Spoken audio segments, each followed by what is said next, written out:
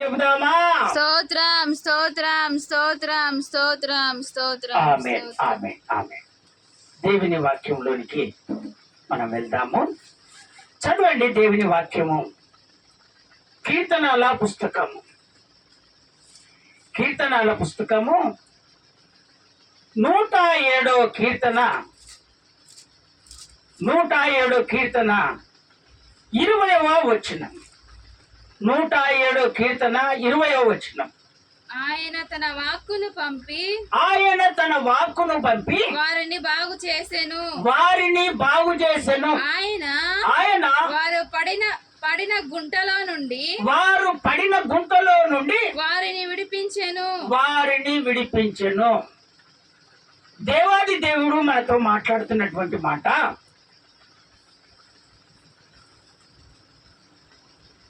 ఆయన తన వాక్కును పంపి వారిని బాగు చేసేదను. వాక్ అనగా దేవుని మాట. అందుకనే దేవుని బిడ్డలారా, నా దేవుడు ఎంత క్లిష్ట పరిస్థితిలో ఉన్నా సరే, ఎంత ఆపదలో ఉన్నా సరే, ఎలాంటి కార్యమైనా సరే, నా దేవుడు ఖచ్చితంగా బాగు చేస్తాడు. ఆయన అక్కడ తన వాక్కుతో పంపి నేను బాగు చేస్తానని దేవుడు మాట్లాడుతున్నటువంటి మాట.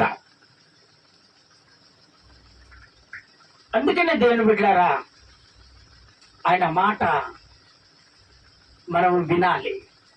ఆయన మాట వినకపోతే మన కార్యాలు జరగవు. కనుక దేవుని బిడ్డలారా, ఈరోజు మనతో దేవుడు మాట్లాడుతున్నటువంటి మాట, బాగు చేస్తాను. అది ఎలాంటి రోగమైనా సరే నేను బాగు చేస్తాను. మీరు ఎంత క్లిష్ట పరిస్థితిలో గుంతలో పడి ఉన్నారో నేను విడిపిస్తానని నా దేవుడు చెప్తున్నటువంటి మాట.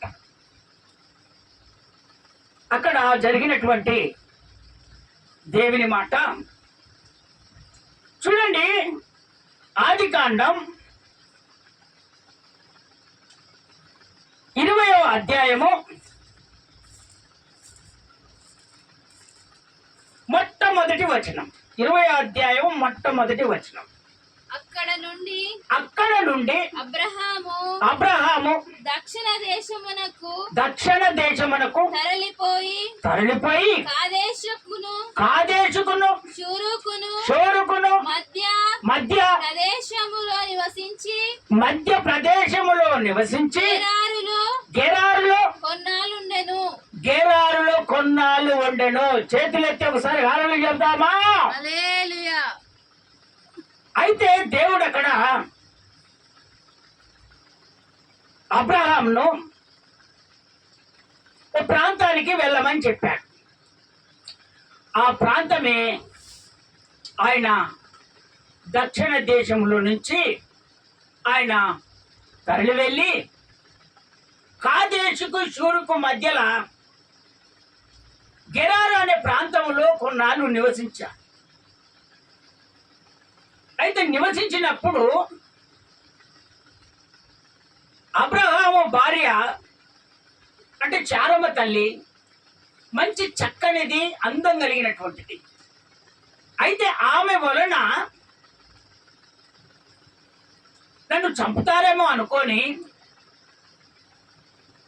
నీవు నన్ను అన్నానాలే, నేను నిన్ను చెల్లి అనాలని ఒక ఒప్పందం చేసుకొని వాళ్ళు బయలుదేరారు. అక్కడ బయలుదేరినప్పుడు అక్కడ ఉన్నటువంటి గెరారు రాజు ఈ శారమ్మ తల్లి మంచి అందగత్త కనుక ఆ గెరారు రాజుకు ఈ శారమ్మ మీద మనసు పడి ఆ ఇంట్లోకి తీసుకొని వెళ్ళిపోయాడు. అక్కడనే రాజు ఇంట్లోనే ఉంచుకోవడానికి. అయితే అబ్రహాము ప్రార్థన చేస్తున్నాడు. దేవునికి ఏమని ప్రార్థన చేస్తున్నాడంటే, ప్రభువా మీరు వెళ్ళమన్నారు, మేము వచ్చాం. ఇదిగో ఈ ప్రాంతంలో ఉన్నటువంటి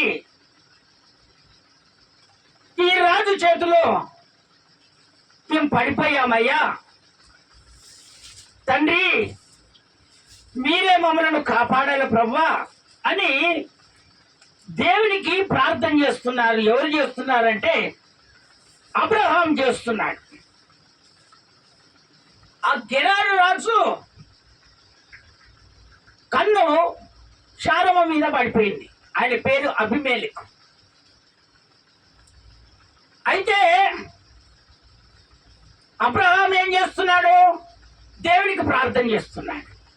అయితే అప్పుడు ఆ రాజుకు చెప్పినటువంటి మాట అబ్రహాం ఏంటంటే, అయ్యా ఆమె నాకు చెల్లి అవుతుంది,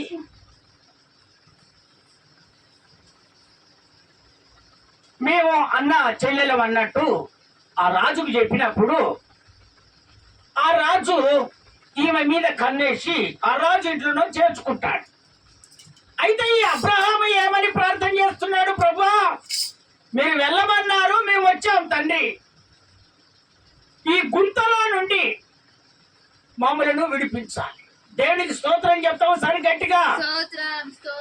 ఈ ఈ గుంతలో నుంచి మమ్మలను విడిపించాలి అని ప్రార్థన చేసినప్పుడు దేవుడు ఆ రాజునే దేవుడు దర్శించాడు. చదవండి దేవుని వాక్యాన్ని మనం చక్కగా తెలుసుకుందాము.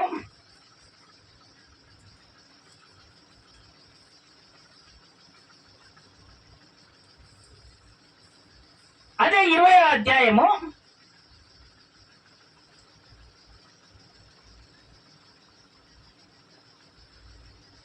3వ వచనం. అయినను రాత్రి వేళ దేవుడు స్వప్నమందు అబీమెలెకు వచ్చి నీవు నీ ఇంట చేర్చుకొనిన స్త్రీ ఒక పురుషునికి భార్య గనక ఆమె నిమిత్తము నీవు సచ్చినవాడవు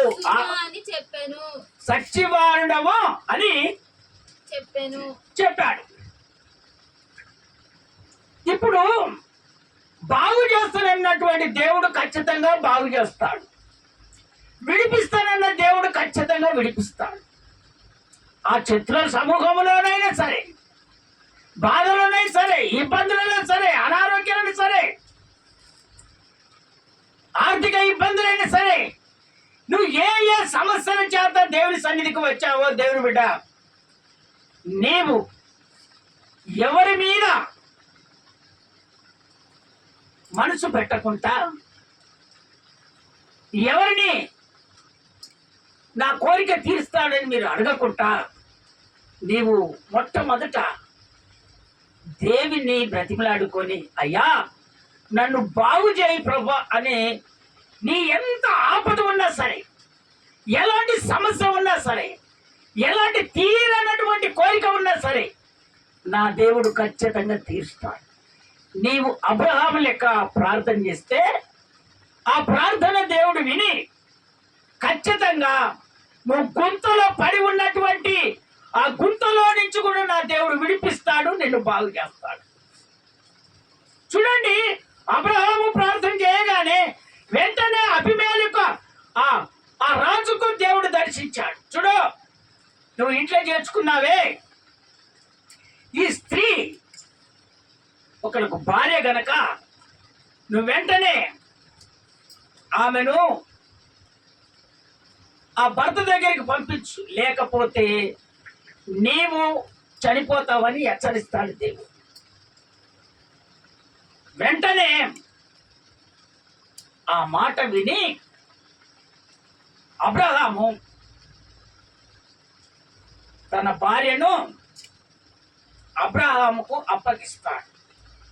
ఒక్కసారి స్తోత్రాలు చెబుదామా? ఇంకొకసారి గట్టిగా చెబుదామా? చదవండి. అప్పుడు అదే 20వ అధ్యాయము 6వ వచనం. అందుకు దేవుడు అవును యథార్థ చేసితివని ఎరుగుదును నేను ఎరుగుదును. మరియు మరియు నీవు నాకు విరోధముగా నీవు నాకు విరోధముగా పాపము చేయకుండా నేను నిన్ను అడ్డగించి తిని అందుకే నేను ఆమెను ముట్టనీయలేదు. నేను అందుకనే ఆమెను ముట్టనీయలేదు. దేవుని బిడ్డలారా, దేవునికి నీవు ప్రార్థన చేస్తే ఏ శత్రువు కూడా నీ మీద చెయ్యి వేయనీయడు. నా దేవుడు ఏ అనారోగ్యము కూడా నీ దగ్గరికి రానియడు. ఏ సాతాను ప్రభావనైనా ఆయన నీ దగ్గరికి రానియడు. ఏ శత్రువైనా నీ దగ్గరికి వస్తే నా దేవుడు ఖచ్చితంగా జయింపజేస్తాడు. అందుకనే మనసు అక్కడ ఇక్కడ పెట్టకుండా, అయ్యా నన్ను బాగు చేయి, ఈ గుంతలో ఈ అంధకారంలో నుంచి నన్ను విడిపించు ప్రభువా అని నువ్వు ప్రార్థన చేస్తే అది ఏ విధంగా తెలుసా? యథార్థ హృదయం కలిగి నువ్వు ప్రార్థన చేస్తే ఆ ప్రార్థనకు దేవుడు ఖచ్చితంగా నీకు జవాబు అనుగ్రహిస్తాడు. చూడు, అబ్రహాము ప్రార్థన చేశాడు, వెంటనే కలలో రాజును దర్శించాడు. రాజును దర్శించినటువంటి దేవుడు మళ్ళీ ఆయనకే ప్రశ్నిస్తున్నాడు, ఇదిగో ఒకవేళ నేను నిన్ను అడ్డగించకపోతే నువ్వు ఖచ్చితంగా పాపము చేసుదువో అని హెచ్చరించాడు. అందుకని దేవుని బిడ్డలారా, నువ్వు బలహీనంగా ఉన్నావేమో, నువ్వు ఎక్కడికే వెళ్తే నిన్ను తరుముతున్నారేమో, నిన్ను పిలిచి అనేకమైనటువంటి మాటలు చెప్పి నిన్ను ఇబ్బంది పెడుతున్నారేమో, నా దేవుడు ఈరోజు నీతో సూటిగా తేటగా మాట్లాడుతున్నాడు. ఆయన ఎంత మందిలో ఉన్నా సరే, నువ్వెక్కడికి వెళ్ళినా సరే, నిన్ను అవమాన పాలు చేయాలని, ఎంత ఇబ్బంది పెడాలని ఏ శత్రువు నిన్ను అడ్డగిస్తున్నాడో, నా దేవునికి ఈ రోజు నుంచి నువ్వు ప్రార్థన చేయటం మొదలుపెట్టు. ఆ శత్రువులో నుంచి నా దేవుడు ఖచ్చితంగా నిన్ను విడిపిస్తాడు, అని నిన్ను బాగు చేస్తాడంతే. అందుకనే దేవుని బిడ్డలారా, అక్కడ అబ్రహాము ప్రార్థన చేయగానే అక్కడ ఉన్నటువంటి రాజు కింద ఉన్నటువంటి ఆ కుటుంబంలో ఉన్నటువంటి అందరికీ గర్భఫలాలను దేవుడు మూసివేశాడు. రాజుతో సుద్దాగా ఆ రాజు కింద ఉన్నటువంటి ప్రతి ఒక్కరికి దేవుడు గర్భాన్ని మూసివేశాడు, గర్భఫలము కాకుండా. అప్పుడు అందరు వచ్చి మళ్ళీ ఎవరి దగ్గరికి వచ్చారో తెలుసా? అబ్రహాం దగ్గరికి వచ్చి, అయ్యా మీరు వచ్చిన కానిచ్చి మాకు గర్భఫలాలు లేవయ్యా, మీరు దేవునికి ప్రార్థన చేస్తే దేవుడు మాకు ఖచ్చితంగా గర్భఫలాలు ఇస్తారయ్యా అని ఎప్పుడైతే ఆ రాజుతో సుద్దాగా అక్కడ ఉన్నటువంటి ఆ కుటుంబీకులందరూ అబ్రహాం దగ్గరికి వచ్చాడు. అబ్రహాము అప్పుడు ప్రార్థన చేయగానే ఇదిగో అక్కడ ఉన్నటువంటి వారందరికీ దేవుడు మళ్ళీ యథావిధిగా గర్భఫలాలు అనుగ్రహించాడు. అక్కడ ఉన్నటువంటి చదవండి, అదే ఆదికాండం 20వ అధ్యాయం 17వ వచనం ఒకసారి చదివి వినిపించండి. అబ్రహాము దేవునికి ప్రార్థింపగా దేవుడు అబీమెలెకును అతని భార్యను అతని దాసులను బాగు చేసెను. అప్పుడు వాళ్ళు పిల్లలు కన్నారు. రాజుతో సుద్దాగా అక్కడ ఉన్నటువంటి అతని భటులకు కూడా ఇదిగో గర్భ ఫలాలను దేవుడు మూసివేశాడు. అనారోగ్యాలు పెట్టించాడు అంతే, గర్భ ఫలాలు కాకుండా దేవుడు చేశాడు. అందుకనే దేవుని బిడ్డలారా, గాయపరచువాడు మన దేవుడు, ఆ గాయాన్ని మార్పువాడు మన దేవుడే. అందుకనే దేవుని బిడ్డలారా, మీరు మనసు అటు ఇటు తిప్పుకున్నారేమో, నా దేవుడు బాగు చేయడని మీరు అనుకుంటున్నారేమో. బాగు చేసినటువంటి నన్ను మళ్ళీ దయ్యం వచ్చి మాంత్రికులు వచ్చి మమ్మల్ని ఇబ్బంది పెడుతున్నారేమో మీరు అనుకుంటున్నారేమో. నా దేవుడు చెప్తున్నాడు, ఎంత మాంత్రికుడైనా ఎన్ని కట్లు కట్టినా నా దేవుడు ఈరోజు సూటిగా నీతో మాట్లాడుతున్నాడు. ఆయన సమస్తాన్ని ఆయన బాగు చేసే దేవుడు. నీ కోరిక ఖచ్చితంగా నా దేవుడు సిద్ధింపజేస్తాడు. చేతులెత్తి స్తోత్రాలు చెప్తారా ఒకసారి గట్టిగా? స్తోత్రం స్తోత్రం స్తోత్రం స్తోత్రం. ఆ 18వ వచనం చదువు నాన్న ఒకసారి. ఆ 18వ వచనం చదువు. ఏలయనగా ఏలయనగా అబ్రహాము భార్య అయిన శారాను బట్టి దేవుడు అబీమెలెకు ఇంటిలో ప్రతి గర్భమును మూసియుండెను. చూసుకో, నా దేవుని గొప్పతనం చూసుకో. అబ్రహాము ఆ విధంగా ప్రార్థన చేసినప్పుడు ఆ ప్రార్థన దేవుడు అంగీకరించి వెంటనే కల్లో వచ్చేసి వాక్కు ద్వారా అబీమెలెకు రాజుకు దేవుడు దర్శించి, ఇదిగో ఆ గుర్తులో ఆ సాధారణ బంధకాలలో ఆ శత్రువు బంధకాలలో ఉన్నటువంటి అబ్రహామును శారమును దేవుడు బయటికి తీసి వాళ్ళను దేవుడు సురక్షితముగా నిలబెట్టి, ఇదిగో అక్కడ ఉన్నటువంటి రాజుతో సుద్దాగా, అక్కడ ఉన్నటువంటి వాళ్ళ పని మనుషులతో సుద్దాగా గర్భాలన్నీ దేవుడు మూసివేశాడు. ఎవరి ద్వారానంటే శారమ్మకు పాపము చెయ్యాలని నిర్ణయించుకున్నటువంటి అబీమెలెకు. ఈమె అందకత్త కదా, ఈమె ఒంటరిగా వెళ్తుంది కదా, ఈమెను ఎవరు చూస్తారులే అని అనుకుంటున్నారేమో. దేవుని అంగీకరించినటువంటి దేవుని బిడ్డల పైన శత్రువులైనా ఇంక ఎవరైనా ఆ విధంగా కన్ను వేశారంటే నా దేవుడు చూస్తూ ఊరుకోడు. నా దేవుడు ఆయన పరిశుద్ధుడు. ఆయన నమ్ముకున్నటువంటి దేవుని బిడ్డలందరూ పరిశుద్ధులు. అందుకనే దేవుని బిడ్డలారా, పరిశుద్ధతను పోగొట్టుకోకూడదు. దేవునితో గడపాలి, దేవునితో ఉండాలి. ఆయన సమస్తం బాగు చేస్తాడు. నా దేవుడు ఏ ఒక్కడు కూడా బాగు చేయకుండా ఉండడు. ఆయన అన్ని బాగు చేసే దేవుడు కనుక నీవు మొట్టమొదట పాపము నుంచి విడిపించబడాలి. ఆ పాపమే నిన్ను నాశనం చేస్తుంది. ఆ పాపమే నిన్ను బాగు చేసినటువంటి దేవుణ్ణి మళ్ళీ బలహీనత పాలు చేస్తుంది. అందుకనే దేవుని బిడ్డలారా, పాపాన్ని వదిలిపెట్టి నా యేసయ్య పాదాలు పట్టుకోండి. అది గడ్డే గాని, అది అనారోగ్యమే గాని, అది ఏ సమస్య అయినా సరే నా దేవుడు బాగు చేస్తాడు. అబ్రహామును బాగు చేసిన దేవుడు, శారమ్మను బాగు చేసిన దేవుడు నిన్ను కూడా బాగు చేస్తాడు. అందరం నిన్ను మొక్కల మీద ఉండి ఇప్పుడు తీర్మానం చేసుకుందాం. దేవా నీకు స్తోత్రాలయ్యా, యేసయ్యా నీకు స్తోత్రాలయ్యా. మాకు మర్మమైనటువంటి మాటలు ఈరోజు మాతో మాట్లాడావు దేవా. తెలిసి తెలియక దేవుడు బాగు చేయడనుకొని మేము అక్కడిక్కడ తిరిగామేమో ప్రభువా.